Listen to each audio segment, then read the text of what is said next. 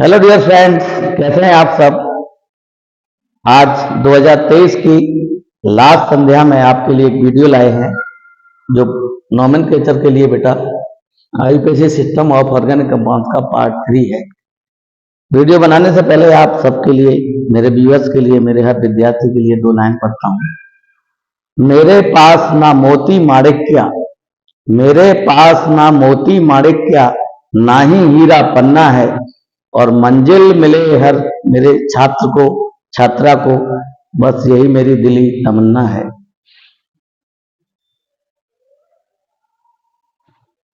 शुरू करते हैं बेटा वीडियो को। तो आज पिछली वीडियो में हमने पिछली 2 वीडियो बना रखी है इसके लिए।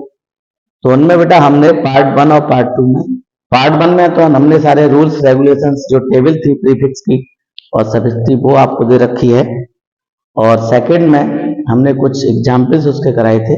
आज पार्ट 3 में हम आपको एग्जाम्पल्स कराने वाले हैं। तो पहले लेते हैं हम कार्बोक्सिलिक एसिड को, कार्बोक्सिलिक एसिड्स।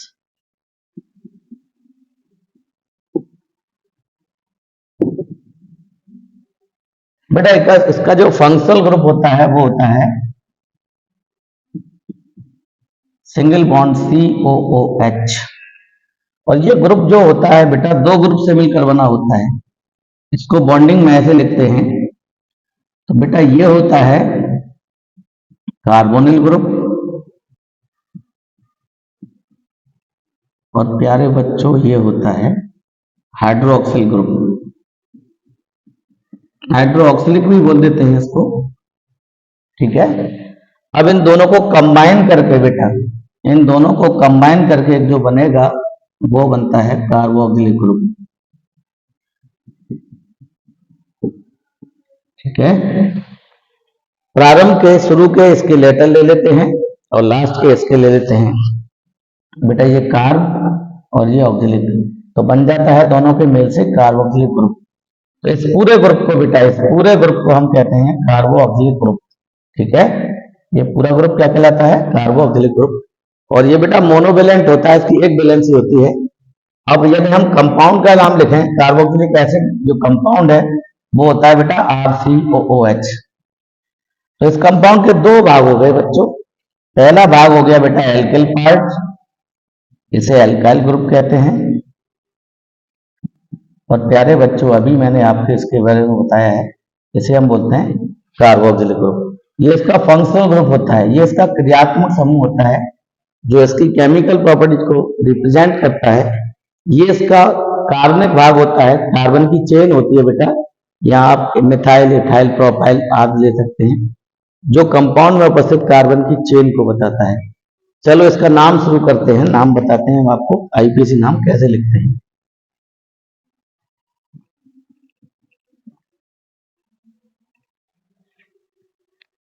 बेटा इसके लिए जो सफिक्स लेते हैं वो लेते हैं ओइक एसिड। मैंने आपको टेबल में भी बता रखा है, पार्ट 2 में इसका सफिक्स होता है ओइक एसिड। और बेटा इनको अल्केन का डेरिवेटिव मान के इनके नामकरण किए जाते हैं। तो अल्केन लिख लेंगे प्यारे बच्चों, अल्केन की ई ड्रॉप कर देते हैं, माने ई को हटा देते हैं, प्लस ओइक एसिड को ऐड कर देते हैं, ऐड कर देते हैं माने जोड़ देते हैं।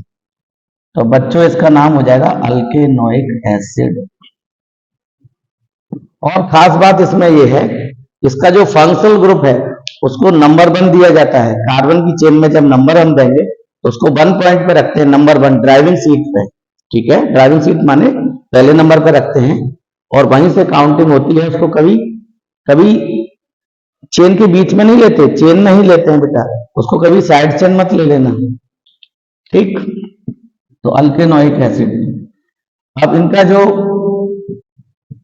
कंपाउंड का जो फॉर्मूला होता है वो RCOOH। यहाँ पर बेटा R की जगह आप H भी ले सकते हैं, यहाँ पर मिथाइल भी ले सकते हैं, इथाइल भी ले सकते हैं, और आगे भी ले सकते हैं, ठीक है बेटा। जब R की जगह H लेते हैं तो इस कंपाउंड का फॉर्मूला हो जाएगा HCOOH। अब देखो आप, अब देखिए इसमें कितना कार्बन है, केवल 1 कार्बन है।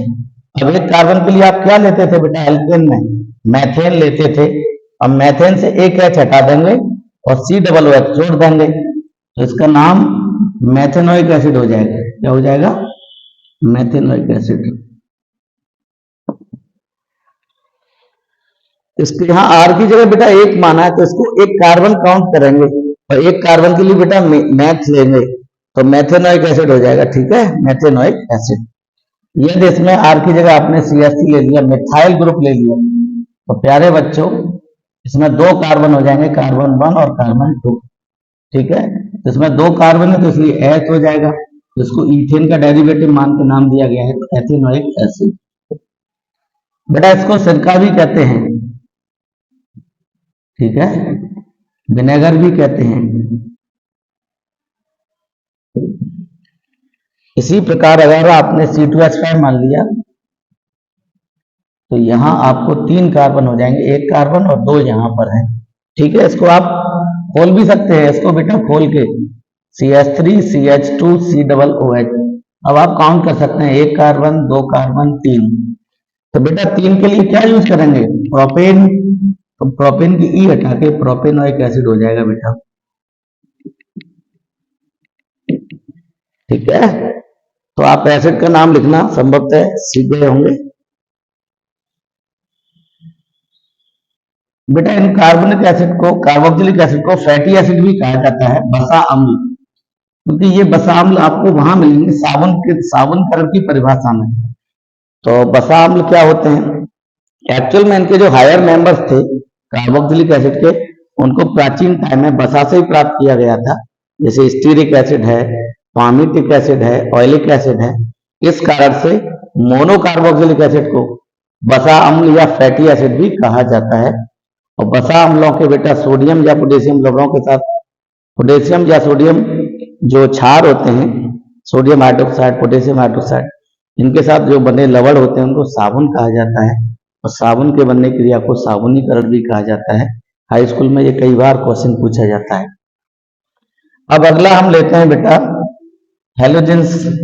अब एल्किल हैलाइड के लिए लेते हैं ना, एल्किल हैलाइड। बेटा इनका आईयूपीएसी नाम होता है हेलो अल्केन्स, हेलो अल्केन्स। यहां पर हम लिख सकते हैं हेलो अल्केन्स। बेटा हेलोजन क्या होता है, हेलोजन होते हैं, हेलोजेंस बोलते हैं उनको, ये 4 फ्लोरीन, क्लोरीन, ब्रोमीन, आयोडीन। बेटा X से रिप्रेजेंट करते हैं इन सभी को, X से। ठीक है, अगर ये X2 के रूप में हो, मॉलिक्यूल के रूप में, तो F2, Cl2, Br2 और I2। इनको याद करने की ट्रिक है, फिर कल बाहर आई आंटी, फिर कल बाहर आई आंटी।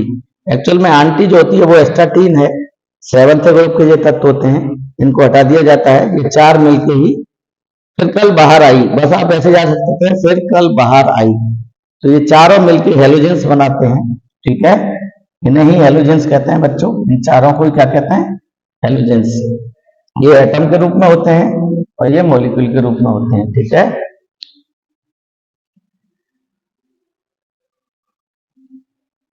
इनका जो जनरल फॉर्मूला होता है वो RX होता है बेटा। R में फिर वही बात, मिथाइल, इथाइल, प्रोपाइल, ये आपको सीखना पड़ेगा बेटा। मिथाइल, इथाइल, प्रोपाइल, यानी अल्केन में से एक H हटाने पर, मीथेन से एक H हटाएंगे मिथाइल मिलेगा, इथेन से एक H हटाएंगे इथाइल मिलेगा, प्रोपेन से एक H हटाएंगे प्रोपाइल मिलेगा। X की जगह आप रख सकते हैं, अभी आपको बताया मैंने, F रख सकते हैं, Cl रख सकते हैं, Br और I। ठीक है, तो इनका जनरल फॉर्मूला जो होता है बेटा CnH2n + 1-X होता है, क्योंकि ये R का हो गया बेटा, ये X का, और X बराबर आपको अभी बताया मैंने F, Cl, Br और I। बेटा ये जो वैलेंसी होती है ना, मैं उसको दिखाता हूँ, 3 वैलेंसी होती है, ये रेडिकल या ग्रुप की तरह ट्रीट किए जाते हैं। अब आपको मैं एग्जाम्पल देता हूँ, इनका जो आईयूपीएसी नाम होगा वो हेलो अल्केन होगा, आपको याद रखना, हेलो अल्केन। ठीक है, जैसे CH3Cl लिखना है मेरे को, तो पहले हेलो को लिखना है क्लोरो, इसको क्या बोलेंगे बेटा, फ्लोरो बोलते हैं इसको, फ्लूओरो, FLUORO। प्यारे बच्चों से क्लोरो बोलते हैं, इसे ब्रोमो बोलते हैं, और लास्ट में से आयोडो बोलते हैं। ठीक है, आपको इन्हें याद रखना पड़ेगा। इसका नाम हो जाएगा क्लोरो। और चूंकि इसमें एक कार्बन है तो ये मीथेन का डेरिवेटिव हो गया क्लोरोमीथेन। बेटा इसका नाम हो जाएगा क्लोरोमीथेन। इसी प्रकार आप और भी एग्जाम्पल ले सकते हो, C2H5Br। यहाँ पर इस बार X की जगह Br लिया गया है, तो पहले ब्रोमो आ जाएगा बेटा, ब्रोमो, और दो कार्बन है इसलिए आ जाएगा एथेन। ठीक है, ब्रोमो एथेन। साधारण नाम की बात करें तो पहले साधारण नाम की बात करें तो इसके लिए पहले मिथाइल क्लोराइड पढ़ेंगे, इसे इथाइल ब्रोमाइड पढ़ेंगे। ठीक है, एल्किल हैलाइड के रूप में पढ़ते हैं बेटा। एल्किल हैलाइड में मिथाइल को पहले बोलेंगे, क्लोराइड को बाद में बोलेंगे। ऐसे बेटा इथाइल को पहले बोलेंगे, ब्रोमाइड को बाद में, लेकिन इनके आईयूपीएसी नाम ही लिए जाते हैं। एक और एग्जाम्पल रखते हैं बेटा, C4H9I। प्यारे बच्चों, आई को आयोडो बोल देंगे और 4 कार्बन के लिए क्या बोलते हैं, ब्यूट, तो ये हो जाएगा आयोडो ब्यूटेन। ठीक है, आपको संभवतः यह भी समझ में आ गए होंगे। अब बेटा अगला एग्जाम्पल लेते हैं हम। आपके अल्कोहल हो गए, एल्डिहाइड हो गए, एसिड हो गए। अब कीटोन के लेते हैं बेटा, कीटोन। कीटोन का एग्जाम्पल लेते हैं। कीटोन्स का जो फंक्शनल ग्रुप होता है बेटा ये होता है, एक्चुअल में ये कार्बोनिल ग्रुप होता है बेटा, कार्बोनिल ग्रुप होता है, कार्बोनिल ग्रुप। और कीटोन की जो दो वैलेंसी होती है इसलिए इसे बाइवेलेंट कहते हैं। ये बात आप याद रखना, डाइवेलेंट बोलो इसको द्विसंयोजी, या इसको बाइवेलेंट भी बोला जाता है अलग लैंग्वेज में। ठीक है, बाई माने भी बेटा दो होता है, जैसे बाई साइकिल द्विचक्र है ना, बाई वेलेंट, बाई सेक्सुअल, द्विलिंगी केचुआ होता है द्विलिंगी, तो बाई माने बेटा दो होता है। तो इसकी दो वैलेंसी है, देखो दो वैलेंसी फ्री है। अब यदि कंडीशन लगाएंगे बेटा, यदि यहाँ पे R जुड़ा हुआ है, यहाँ पे H है, तब इसे एल्डिहाइड पढ़ते हैं। क्या पढ़ते हैं बेटा, एल्डिहाइड। और बेटा अगर दोनों वैलेंसी से, अगर इसकी दोनों वैलेंसी से R जुड़ जाए तब बेटा इसे पढ़ते हैं कीटोन, कीटोन। ठीक है, तो carboxylic acid, sorry carbonyl group तो दोनों में होता है, तो और दोनों को मिला के बोलते हैं बेटा कार्बोनिल कंपाउंड्स। क्या बोलते हैं, कार्बोनिल कंपाउंड्स। क्यों बोलते हैं आप फील करिए जरा, क्योंकि दोनों के पास कार्बोनिल ग्रुप है, केवल जिसकी जो फ्री वैलेंसी है ना, जब R जुड़े, यहाँ H जुड़े, तब इसे एल्डिहाइड बोलते हैं, और जब यहाँ R, दोनों R लग जाए इसकी दोनों फ्री वैलेंसी से, तब इसे कीटोन बोलते हैं। एक एग्जाम्पल एक्सेप्शन है बेटा, या विशेष कंडीशन कह सकते हैं। R की जगह यहाँ पर जैसे RCHO, बेटा R की जगह यहाँ अगर हम H ले लेते हैं तो एक विशेष कंपाउंड बनता है जिसे हम कहते हैं फॉर्मल्डिहाइड। साधारण नाम इसका हो जाता है फॉर्मल्डिहाइड। ठीक है, और बेटा इसका आईयूपीएसी नाम हो जाएगा मेथेनल, क्योंकि एल्डिहाइड का जो सफिक्स होता है बेटा अल होता है ना। ठीक है, अब बात करते हैं कीटोन की, क्योंकि हमारा हेडिंग कीटोन ही है यहाँ मेनली। तो कीटोन के लिए बेटा इनका सफिक्स ओन होता है, इनका जो सफिक्स होता है प्यारे बच्चों वो ओन होता है, ओन। और इन्हें भी अल्केन का डेरिवेटिव मान के इनका नाम लिखा जाता है। तो अल्केन के ई को ड्रॉप कर देते हैं प्यारे बच्चों और ओन जोड़ देते हैं। ठीक है, तो ये बन जाएगा आपका अल्केनोन, अल्केनोन। ठीक, और 3 कार्बन से कम के कीटोन इस दुनिया में नहीं है, हो ही नहीं सकते, क्योंकि बेटा इसका फॉर्मूला होता है RCOR। अब यहाँ R मैंडेटरीली कंपलसरी है कि R यहाँ कोई भी एल्काइल ग्रुप ही होगा। अगर आप यहाँ मिथाइल मानते हैं, सबसे छोटा एल्किल ग्रुप मिथाइल ही होता है, यहाँ भी मिथाइल, यहाँ भी मिथाइल, तो 1 कार्बन 2 कार्बन 3 से कम कार्बन का कोई भी कीटोन नोन नहीं है, मीन अब तक जानकारी में नहीं है, पॉसिबल नहीं है। तो शुरुआत करते हैं इसका पहला मेंबर लेके। हमने यहाँ CH3 लिख दिया R की जगह बेटा, और CO, और यहाँ भी R की जगह CH3 लिख दिया। तब इसमें 3 कार्बन हो गए बेटा, इसका नाम